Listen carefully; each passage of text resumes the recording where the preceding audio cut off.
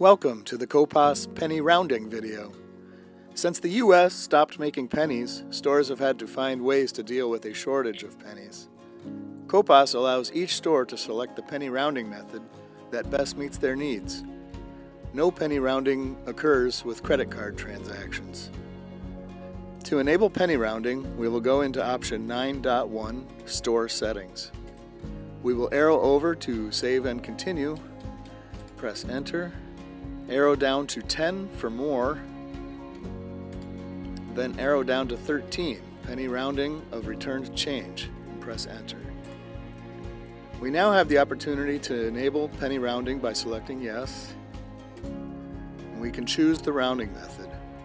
All methods round the change amount to a 5-cent increment. The sale total will always remain the same. There is a penny rounding adjustment on the sales recap, option 3.1. Method 1. Always round change up to the nearest nickel. This method does the most to favor the customer. Method 2. Round down if change ends in 1 cent or 6 cents, otherwise up.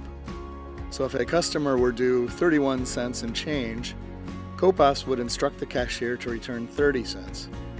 If a customer were due 32 cents in change, CoPOS would instruct the cashier to return 35 cents. Method 3. Round down if change ends in 1 cent, 2 cents, 6 cents, or 7 cents, otherwise up. So if a customer were due 37 cents in change, CoPOS would instruct the cashier to return 35 cents. If a customer were due 38 cents in change, CoPOS would instruct the cashier to return 40 cents. Method 4. Prompt cashier to round up, round down, not round. This method may make a cashier have to think too hard, but it could be a good option if your store only occasionally runs into penny shortages. Method 5. Penny rounding not enabled. Let's choose method 1, always round change up. Enter, enter for back, escape to quit, and enter to return to main menu. Let's go into the register and ring up a bag of apples costing $5.99. We'll pay $6 cash. At this point, the change is displayed as 1 cent, but when we select Yes to record the sale, the cashier is instructed to return 5 cents.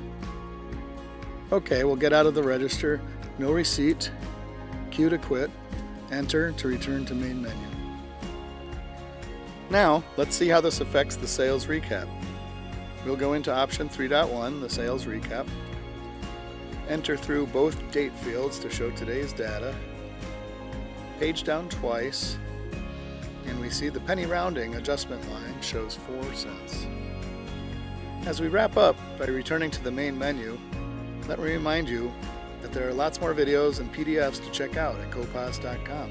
Thanks for watching.